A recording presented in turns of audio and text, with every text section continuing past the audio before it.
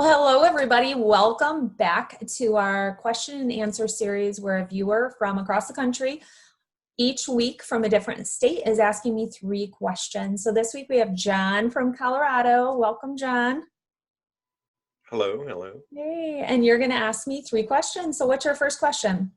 Well, I've been thinking a lot more. Actually, I added in 5 more. But okay, here is in the pre-COVID era, I realize that people use PPE Mhm. normally.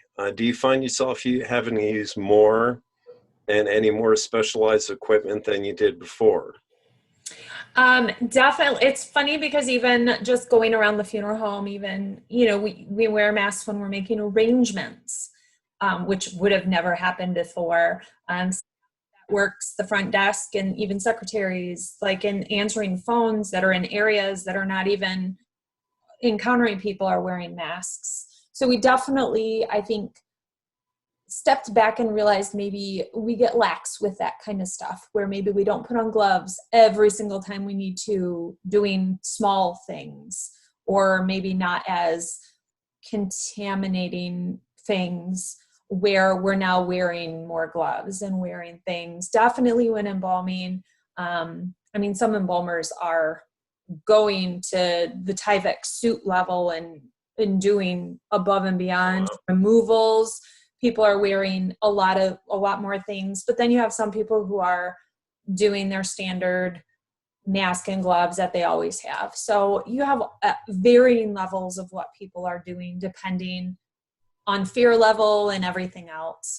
So definitely, though, we're wearing more, and even if it's just a mask during arrangements and things like that, definitely PPE is heightened. And we've run into the lacking where we can't get certain items, and we can't get respiratory cartridges, or not respirator cartridges that we need, and gloves that we need, and even N95 masks and all sorts of things. So along with healthcare, it's hard to get the items we need to protect ourselves always.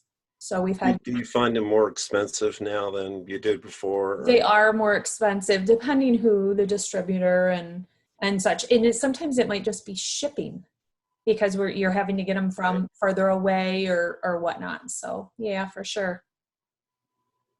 What's your number 2? Okay, our state does not require licensing. Mm-hmm. So if you had the power, what would you like to see happen as far as certification or laws, or what would you think? So this would be this. I've always thought this. I would love if every state had the exact same everything. This is such a, when people ask me questions, I'm like, every state's different when it comes down to everything. And so it would be great if we had a national standard on licensing, duration after death before somebody has to be cremated, embalmed, or refrigerated. All these areas that every state has their own nuanced rules, where some states you have to be embalmed to cross into their state lines with the body. Some states you don't. Some states you have to have the individual embalmed to exit the state. Like, I believe it's Kansas. You can't exit or enter without the body being embalmed. But I can drive from Michigan through Indiana up to Illinois with an individual that's not embalmed, and it doesn't matter. So every state is different. So it would be great if there wasn't a state law, it was a national law over all of that sort of stuff. So that way, no matter what mortuary school you went to, no matter what degree, everybody had to have the same degree, schooling, continuing education. Like Michigan doesn't have continuing education, but other states have huge numbers of continuing ed hours that they have to do. So some kind of a standard would be great if we all followed one. That would be wave my wand and make everybody on the same level. Well, because I know like OSHA requires that you have to meet, is that one standard across the board for everybody, or? So yeah, OSHA regulates the business. in Right. terms of having your SDS sheets and having your training and all of that, having your hepatitis B vaccination has to be all, all these things that OSHA regulates. They regulate a business, not people. And Okay. so it's a state level that would regulate, body care and licensure. So it would be great if every state agreed on one thing and put that into place for their state. I mean, Colorado would be in big trouble because you'd have a state full of unlicensed people that all of a sudden had to figure out how to get licensed. Right. They're the only state that has such things. So, yeah. When I was looking through the rules, it seems like California seems to be a lot stronger as far as laws and rules and regs go. Yeah, and Compared to they are a divided license that you can do funeral directing or the embalming, kind of like Ohio, you can do funeral director or you can do embalmer / funeral director, where it's more of a certification to be an or to be a funeral director, and it's a license to be a director or to be an embalmer. Michigan is dual licensed, so you're one or the other. You're either licensed or you're not licensed. Some states you have to be licensed to make arrangements. Some states you don't. So it'd be nice if there was, something just fell. It'd be nice if everything was, in the same order. That way I knew if I called any other state, this is going to be the way it is, rather than have to know 50 different regulations and rules and, right. That especially if somebody wants to reciprocate their license and move to a different state where there's a job opportunity, they may be lacking a lot of what they need in order to get the license in that state, because maybe the standards are lower in one state and they have to then go get something, more of a degree. If I have an associate's degree, I can't go to Ohio and get my license because you have to have a bachelor's degree there. Right. So it would be nice to be able to reciprocate a little more smoothly and easily and know the regulations across the whole country, not just one state. Oh, okay. Okay. Yeah. Good. Yeah. What's your number 3? All right.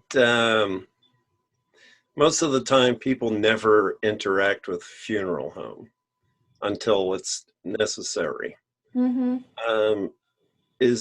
What resources are there to look into, see how a business is, not necessarily the business, but to check on like the funeral director, if there's been complaints filed against them, or, like with a physician, because they are licensed and they have a number, you can pretty much track how many times they've gotten in trouble, things like that. Are there resources out there to kind of vet a funeral home, I guess is the word? To a degree, you can always look up Better Business Bureau and see if anything's filed. I won't say go to online reviews because we all know how that is. People are easy Right. to complain and not to praise. If you go, like if I typed in Michigan mortuary license, look up or check, I can go type in Kari Northey and see if she has her license and if it's in good standing. I can go look up a funeral home and see if they have a license in good standing or not.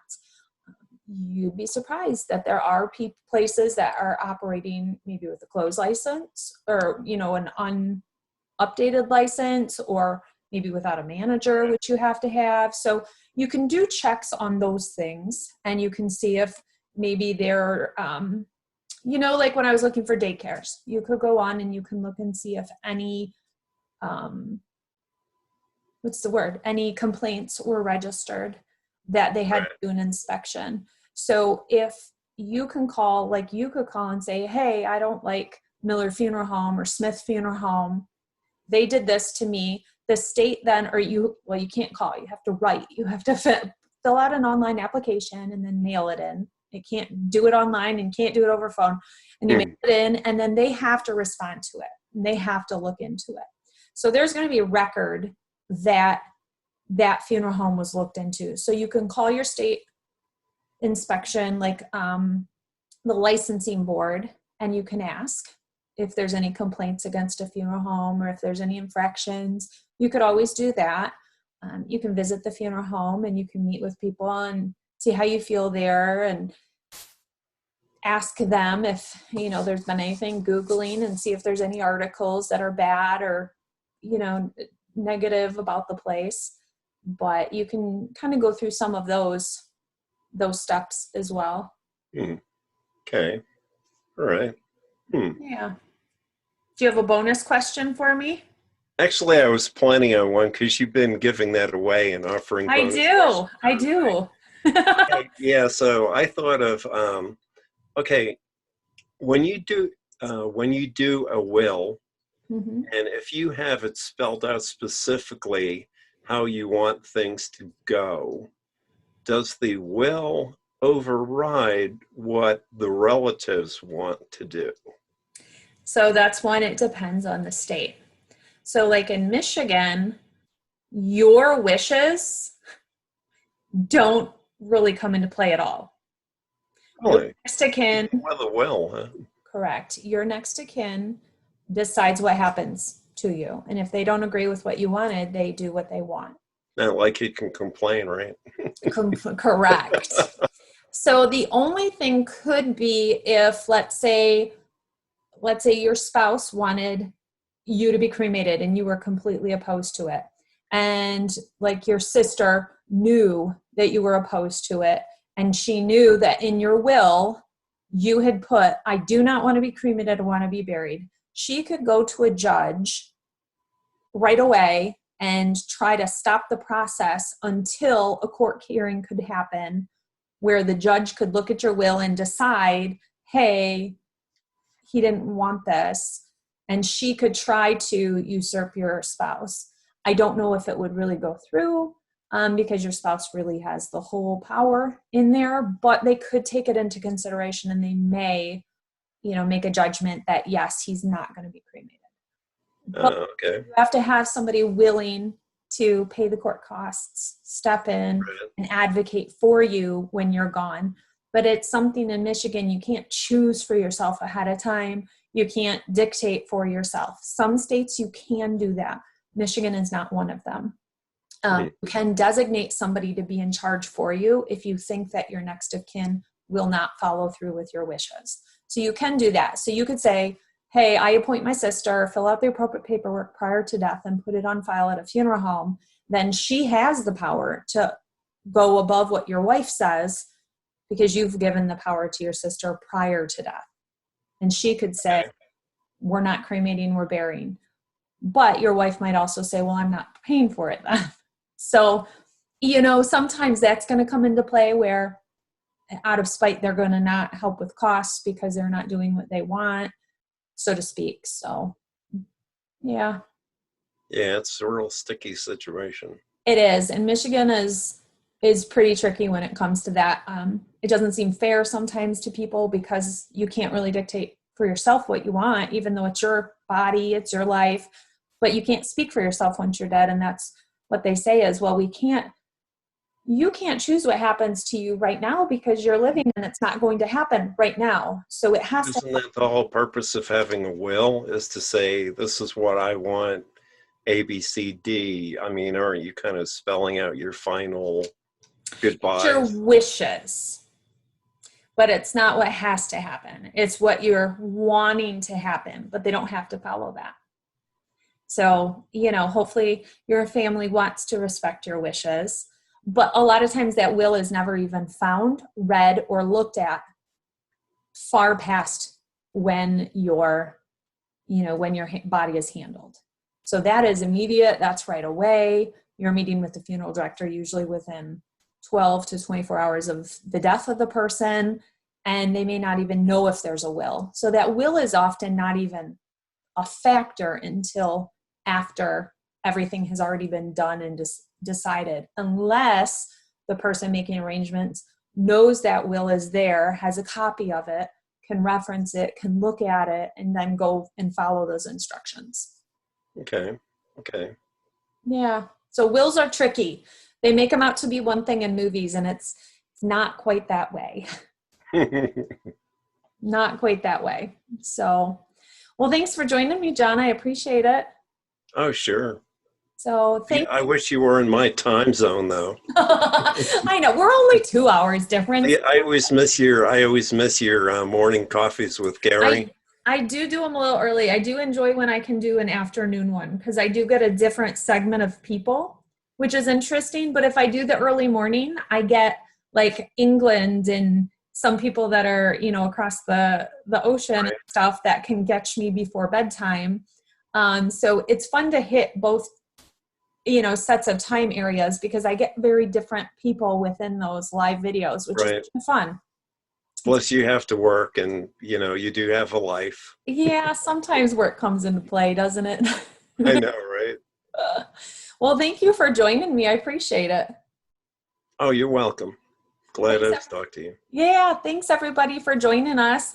Watch for me to announce the state viewers that I'm still missing coming up soon, but check us out next Sunday and see where the viewer is from. That'll be asking me 3 more questions. Thanks, guys. Bye.